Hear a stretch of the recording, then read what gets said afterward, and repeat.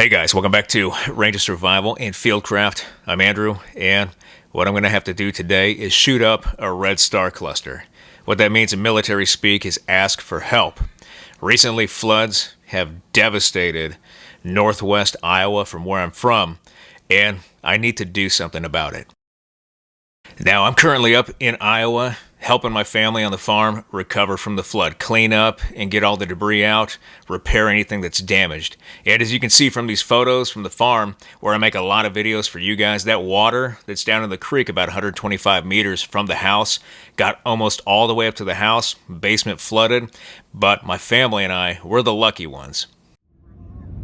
As some of you guys know, I'm active duty, but I actually got my start in the military in the Iowa Army National Guard 20 years ago. In fact, this November will be 20 years total military service. I served in the Iowa Guard and actually deployed with my fellow Iowans to Iraq in 2005 through 2007 and extended tours part of the surge. So Iowa's always going to have a special place in my heart. I even helped respond to a humanitarian crisis in Parkersburg, Iowa in 2008 when an F5 tornado destroyed the entire town. So I've seen devastation like this up front, close and personal, but nothing could prepare me for what I was going to see driving through part of my hometown. One of the first things we saw driving into town were the large collection points of big appliances and furniture pieces that people had to drag out of their homes and throw away because of the flood.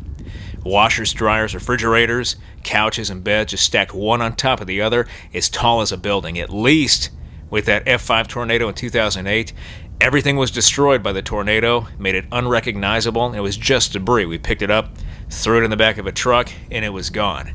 With the flood, that's not the case. With the flood, it's like everybody's livelihoods, everything they've worked for is just dragged out of their homes by them and thrown into a giant pile and thrown away like it was nothing.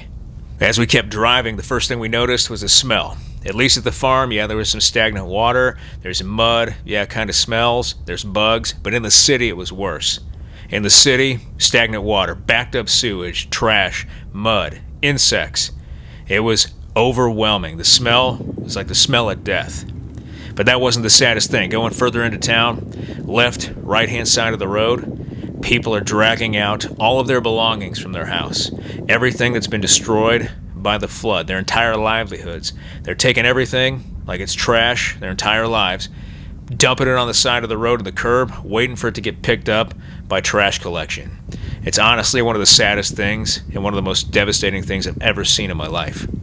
As sad as it is, I have a lot of hope. Now, I came up originally for my family, but I'm glad I took a trip through town to see what was happening and then show you guys what I saw firsthand.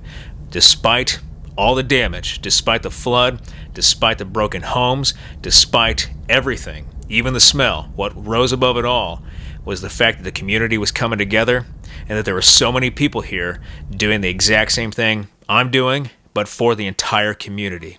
All the organizations, all the charities, all the church groups, everybody coming up here to help out and help these people who are struggling, who are suffering. It's absolutely amazing. People have inspired me, which is why I want to do my part. So I'm going to set up a GoFundMe. I'll leave the link in the video above, as well as a link in the description section down below, so you guys can go to that page. I'm asking for your donations. My goal is just $1,000. I'm going to take that $1,000 and give it to an organization that's here in town doing a lot of great work called Samaritan's Purse. They do great work for people who are victims of natural disasters. This organization needs a lot of help so they can keep doing their good work. So I want to take that money and give it to them. Any money that goes over that $1,000, if I'm lucky to get that, I'm going to take that and give it right to the same organization so they can keep up the good fight. So I'm asking you guys for your help. If you know anybody that wants to help out, please contact them. If you guys can't help out for whatever reason, just please keep all the flood victims in your prayers, and please keep everybody around the world in your prayers as they're suffering through a lot of different struggles. But I want to thank you guys for everything you do for me, for this channel, for your likes, your views, your subscriptions, your comments, your feedback, and your shares. And I'll be back with another video as soon as I can. Thanks.